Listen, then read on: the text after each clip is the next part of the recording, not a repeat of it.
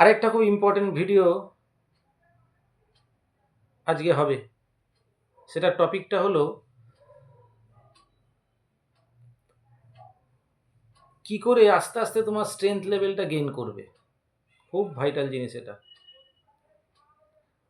অনেকের অনেক রকম প্রবলেম থাকে। জিম করছে ঠিক কথা, সেটা চোখে না দেখলে বিশ্বাস করা যায় না।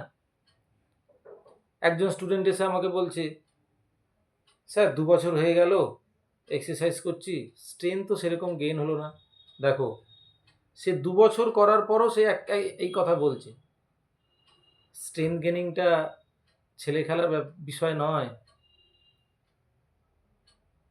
ওটার জন্য অনেক রকম ভাবনা চিন্তার ব্যাপার আছে। অনেক, যতই তুমি ভালো মন্দ খাও বা যতই তুমি এক্সারসাইজ করো, স্ট্রেংথ লেভেল গেইন করার কিন্তু পদ্ধতি আলাদা। সেই কটা জিনিস মাথায় রাখতে হবে।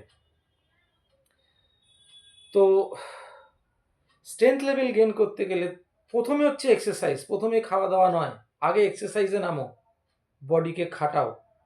তুমি আগে নিজে দেখো তোমার শরীরের ভেতরে ইনবর্ন তোমার শরীরে কতটা ক্ষমতা আছে, ন্যাচারাল পাওয়ার কি আছে, সেটাকে কাজে লাগাও। সেটা দিয়ে এক্সারসাইজ করো।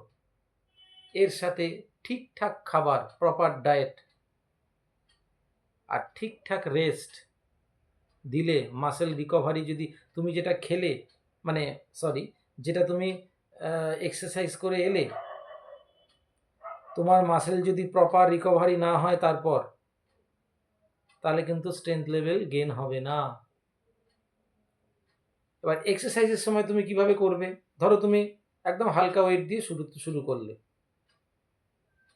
অনেককে দেখি একটাই ওয়েট দিয়ে মেরে যাচ্ছে রোজ, ওটা আবার ঠিক নয়। তুমি আজকে 10 কেজি তুলতে পারছো, তোমার কিন্তু 12 কেজি তোলার ক্ষমতা আছে। তোমার মনে ভয়, ওইটাকে কাটাতে হবে। তুমি একদিন টেস্ট করে দেখো নিজেকে, 12 কেজি তুলতে পারছো কিনা। এইভাবে বাড়াবে। এক একটা বডি পার্টে যখন ট্রেন করবে নিজেকে, সেই এক্সারসাইজগুলোয় হালকা থেকে আস্তে আস্তে আস্তে আস্তে ওয়েটগুলো বাড়িয়ে দেখবে তুমি কত দূর যেতে পারছো। যেখানে গিয়ে আটকে গেলে সেইটা হচ্ছে তোমার পাওয়ার, নিট পাওয়ার শরীরের। মানে তোমার শরীর অত দূর অবধি খেলতে পারে, ওই পাওয়ারটা তোমার রয়েছে, শরীরের ভেতরে রয়েছে। ঠিক আছে? এক ওয়েটে পড়ে থাকবে না, মাঝে মাঝে একটু মাসেলকে শক দিতে হয়। দেখো না তুমি তোমার মাসেল কতটা লোড নিতে পারছে। ওভার নয়, ওভারলোড নিতে বলছি না, তাতে আমার মাসেল ডেড মাসেল হয়ে যাবে। তুমি দেখো ফ্রিলি, একদম ফ্রিলি কত ওয়েটে গিয়ে তুমি মারতে পারছো, কোনো অবস্ট্যাকেল আসছে না। ফ্রিলি কতটা দূর তুমি যেতে পারছো, সেই ওয়েটে তোমাকে আবার খেলতে হবে।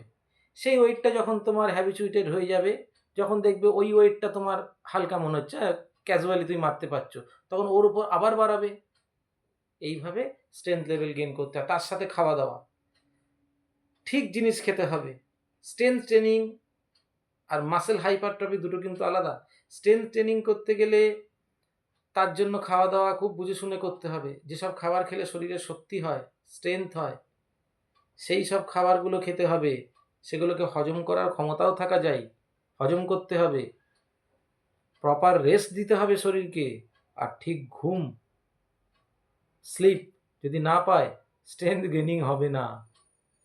আজকে যে লোডটা তুমি মাসেলের উপর দিলে, ধরো তুমি আজকে বাইসেপ খাটলে, বাইসেপ শক পেলো আজকে, পুরো টায়ার্ড হয়ে আছে, পরের দিন তুমি কিন্তু বাইসেপের কোনো এক্সারসাইজ করবে না। বাইসেপের ওপর যাতে লোড যায় সেই সমস্ত এক্সারসাইজ করবে না।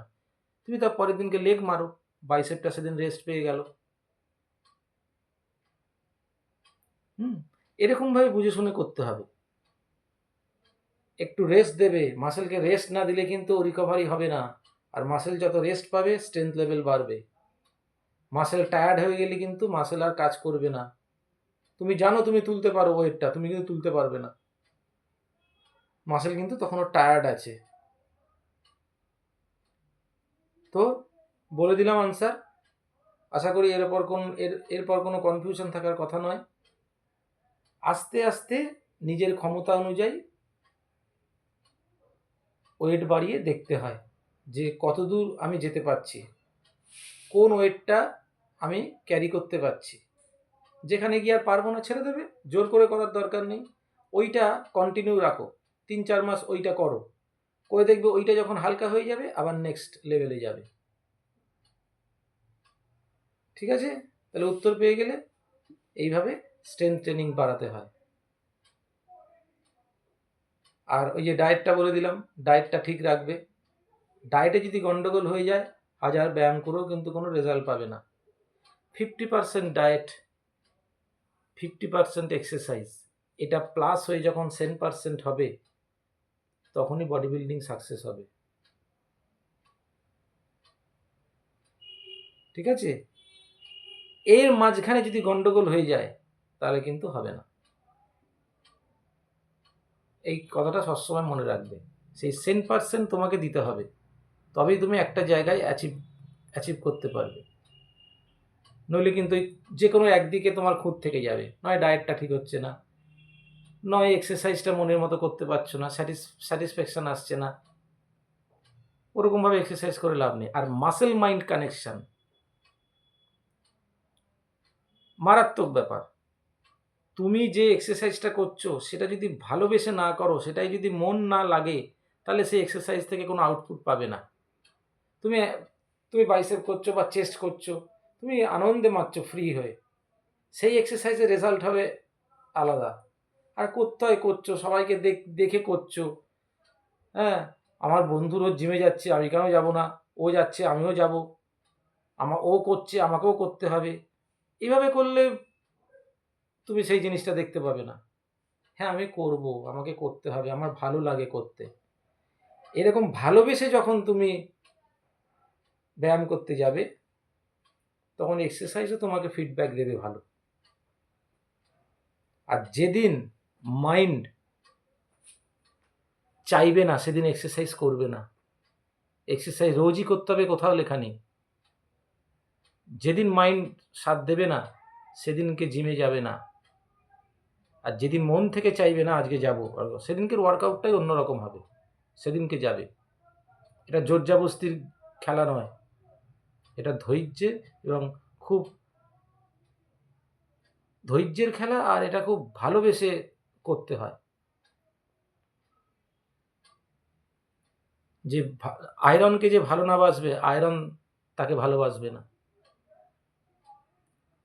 এক্সারসাইজকে ভালোবাসলে এক্সারসাইজও তোমাকে ভালোবাসবে। আর এক্সারসাইজে ভালোবাসাটা কি, যে ফিডব্যাকটা দেবে ওটাই তার ভালোবাসা। তুমি বুঝতে পারবে, আয়নার সামনে দাঁড়ালে তুমি নিজেই বুঝতে পারবে যে এক্সারসাইজের রেজাল্টটা কী। ঠিক আছে, তাহলে বলে দিলাম, আবার নেক্সট ভিডিওতে দেখা হচ্ছে। একটা সাবস্ক্রাইব আর লাইক করে দিও। ঠিক আছে, ওকে।